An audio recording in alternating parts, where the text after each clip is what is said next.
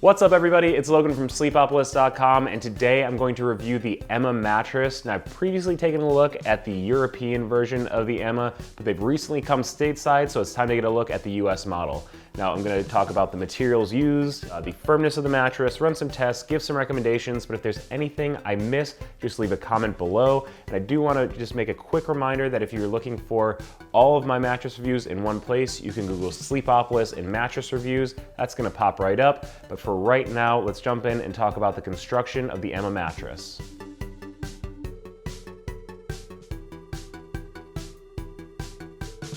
So now that I've cut open the Emma mattress, we can talk a little bit about what actually makes it up. As you can see, it's an all foam mattress made of 3 different layers. Briefly, I want to talk about the cover. It's mostly polyester. There's a little bit of spandex in there for some stretchiness.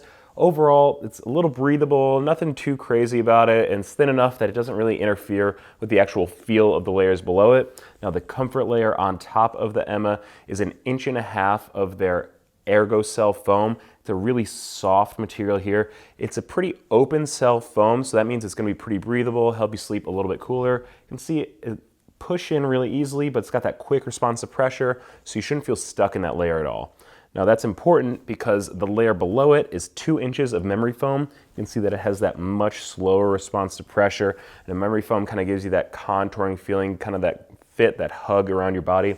So as you sink in, you're going to get a little bit further pressure relief down into the mattress.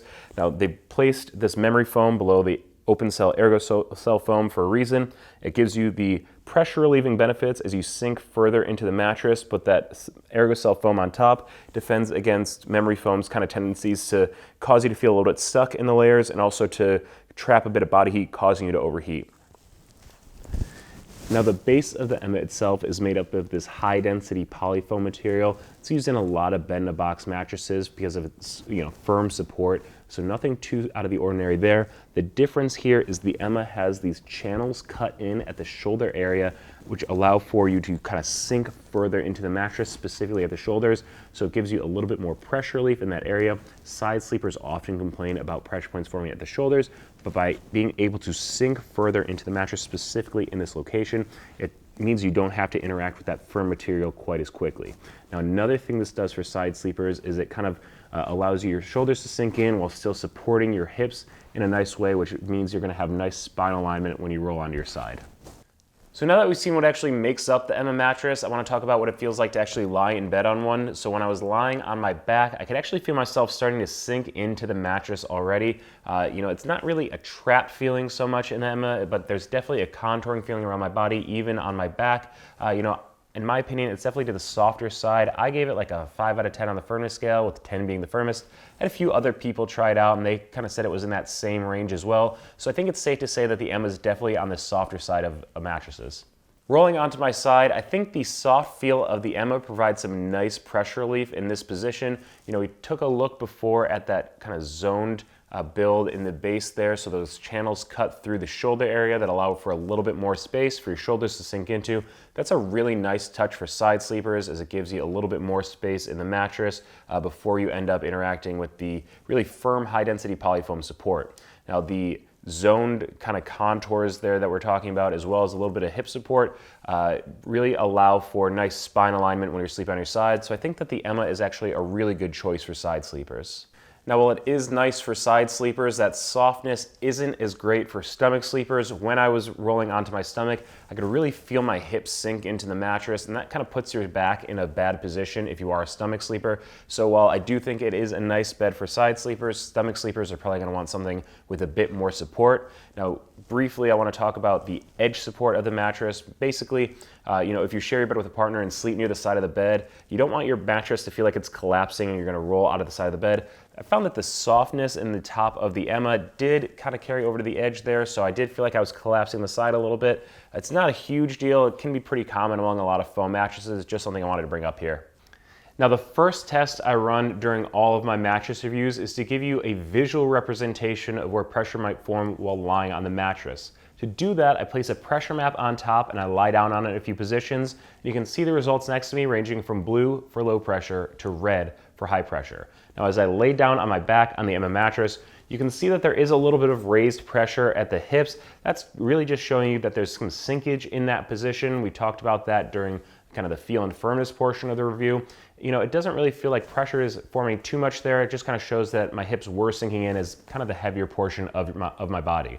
Now, as I roll onto the side, you can see that while there is slight raised pressure in that kind of green zone at both my shoulders and my hips, I would say that this is a really impressive result for side sleepers. This is a nice mattress because you're able to sink in a little bit more pressure relief in this position. And finally, rolling onto my stomach with my weight pretty evenly distributed, you don't really see higher pressure. Again, I did kind of feel like my hips were sinking in this position, so you're gonna wanna watch out as it is a softer mattress, not generally recommended for stomach sleepers. Now, a big part of what it feels like to actually lie in bed is whether you're gonna feel like you're sitting on top of or sinking into the mattress. So to give you a better idea of that, I've laid out 4 balls of varying sizes, weights, and densities to simulate different body parts in our sinkage test. So we have over here this 6-pound medicine ball. It's filled with sand, so it's a lighter body part. 10-pound seal ball, it's the densest ball used during this test. A 50-pound medicine ball, also filled with sand. So it's kind of a heavier portion of your body, like your shoulders or your hips. And over here we have this 100-pound medicine ball. It's the heaviest ball we use during this test. If you're a bit bigger, kind of the center mass of your body. Now in terms of sinkages, we have 1.5 inches for the 6-pound medicine ball, 2.5 inches for the 10-pound ball, 4.5 inches for the 50-pound medicine ball, and 6.5 inches for the 100-pound ball. Now, you're probably sitting there saying, what does that mean? What does that mean to me?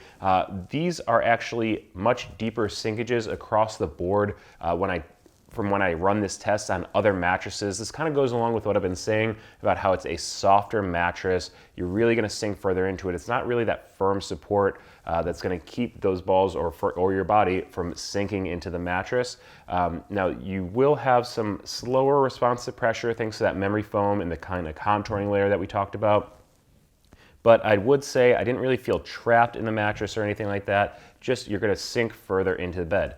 Now I also ran a quick motion transfer test. Basically, I took this 10-pound steel ball and I dropped it from heights of 4, 8, and 12 inches to kind of simulate someone getting into and out of bed, rolling around in the middle of the night. And on the other side of the bed from where I dropped the ball, I put a seismometer and that measures the disturbance transferred across the mattress.